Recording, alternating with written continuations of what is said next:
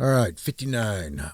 On all these emotions, a proper gesture ought to attend, not the gesture of the stage, expressive of mere words, but one showing the whole force and meaning of a passage, not by gesticulation, but by emphatic delivery, by a strong and manly exertion of the lungs, not imitated from the theater and the plays, but rather from the camp and the palestra.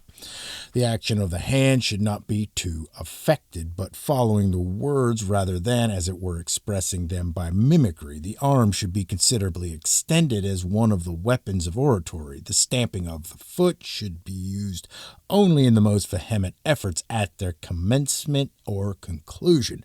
But all depends on the countenance, and even in that the eyes bear sovereign sway, and therefore the oldest of our countrymen showed the more judgment in not applauding even Roscius himself to any great degree when he performed in a mask, for all the powers of action proceed from the mind, and the countenance is the image of the mind, and the eyes are its interpreters.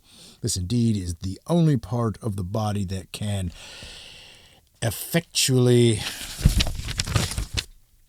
display as infinite a number of significations and changes as there is of emotions in the soul, nor can any speaker produce the same effect with his eyes shut as with them open.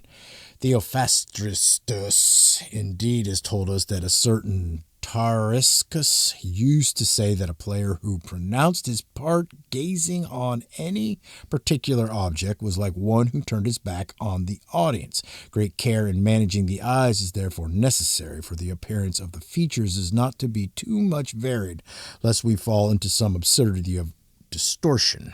It is the eyes by whose intense and languid gaze, as well as by their quick glances and gaiety, we indicate the workings of our mind with a peculiar aptitude to the tenor of our discourse. For action is, as it were, the speech of the body, and ought therefore the more to accord with that of the soul. And nature has given eyes to us to declare our internal emotions, as she has bestowed a mane, tail, and ears on the horse and the lion. For these reasons, in our oratorical action, the countenance is next in power to the voice, and is influenced by the motion of the eyes. But in everything pertaining to action there is a certain force bestowed by nature herself, and it is by action accordingly that the illiterate, the vulgar, and even barbarians themselves are principally moved.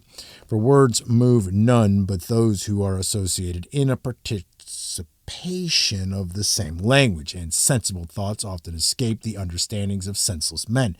But action, which by its own powers displays the movements of the soul, affects all mankind. For the minds of all men are excited by the same emotions, which they recognize in others and indicate in themselves by the same tokens. 60.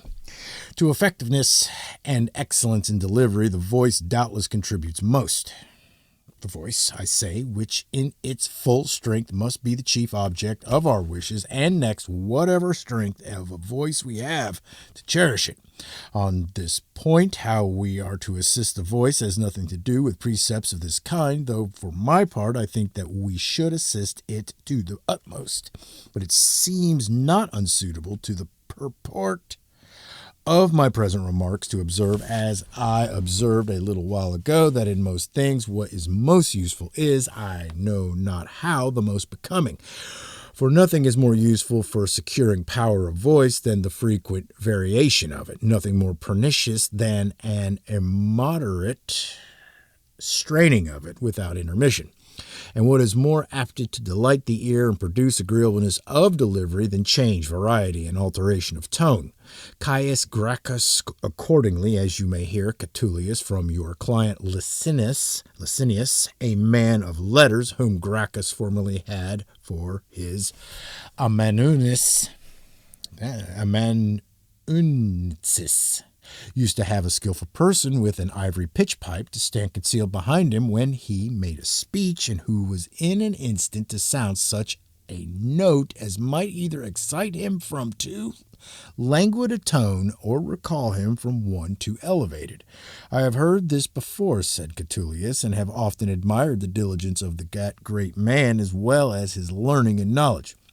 And I too, said Crassus, and am grieved that men of such talent should fall into such miscarriages with regard to the commonwealth, although the same web is still being woven in such a state of manners is advancing in the country and held out to posterity, that we now desire to have citizens such as our fathers would not tolerate.